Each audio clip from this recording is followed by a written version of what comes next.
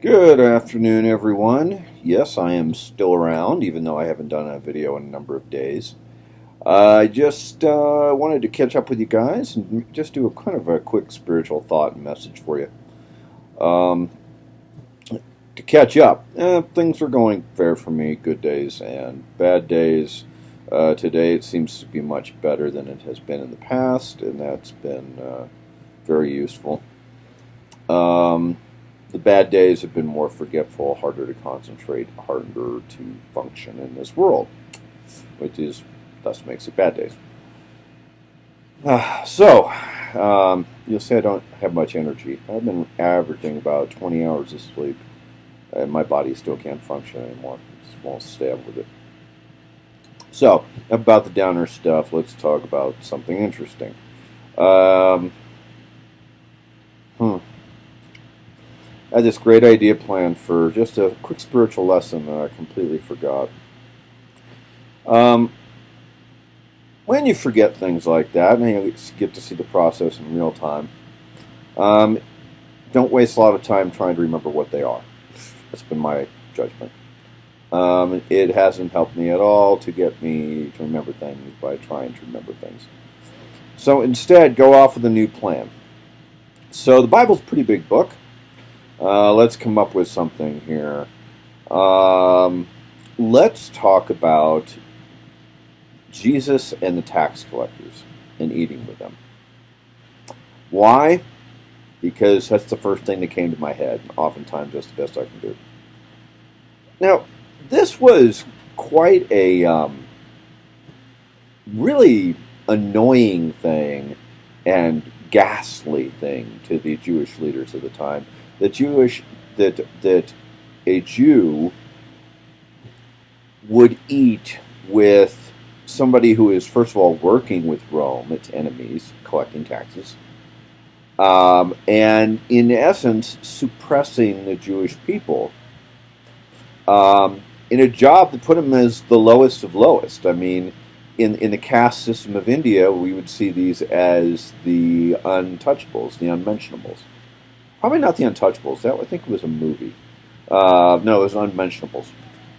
So, anyways, what we see in this vignette where Jesus sits down after a specific tax collector, Zacchaeus, who was a wee little man, which is a horrible thing to say, he got Jesus' attention and he invited him to his house to eat, and he ate there. Now, if we go back to the original Greek, it's not that Zacchaeus was a wee little man. It doesn't mean he was necessarily short of stature. He was actually what would be called short on manliness, grace, acceptability. So when we're talking about a short man, we're talking about a man who's not a pleasant one to be around. And yet, he climbed a tree, got Jesus' attention, and they went and had dinner together. And the religious leaders were outraged. So, a question for you. Who in the past week have you broken bread with that you can't stand? Who have you broken bread with that your family can't stand? I always like that from a dating point of view. If your family can't stand them, then is that the right person that you should marry because Jesus hung out with people that nobody else can stand? Or is it that you should listen to your parents and marry that person, or not marry that person? Whatever. Sorry, I'm biffing it horribly today. It's one of those bad days. Anyway, so, getting back on track. I'm rambling. I know it. I'll focus, I promise.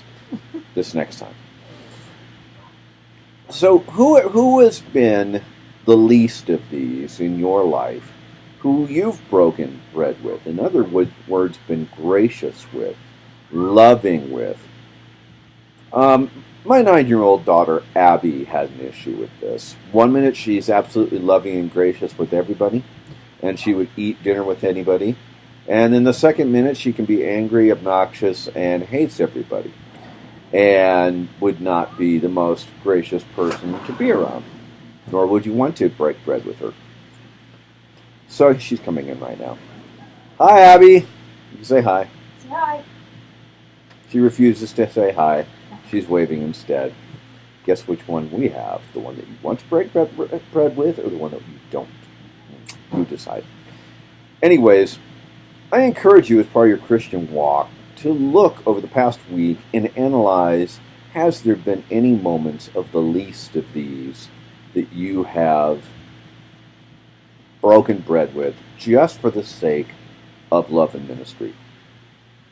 Just for the sake of love, even. Doesn't mean love and ministry is the same thing when you really get down to it. Think carefully about that. Now, your action plan would be, what are you going to do about it in the future? What are you going to do about it next week? Okay? And this has a very important corollary for what I'm going through, as it turns out, because I have been the least of these this past week. I've definitely been the least of these. Okay? I have been the person that nobody wanted to be around. Puking in the toilet,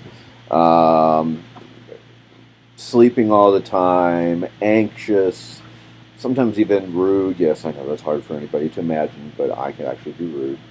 I had all sorts of what in AA they would call character defects coming out of me at once because I was feeling horrible. And people graciously came to the house and sat with me. They broke bread with me. In fact, I think I told 3 couples have done that in this past week, strangely enough. And so when I look back on this, it's a very good lesson for Jesus, from Jesus to us. And that is, be very careful about who you break bread with. If you're only eating at the popular table and not the peanut-free table, you might be missing out on some ministry. God bless you all. Good night.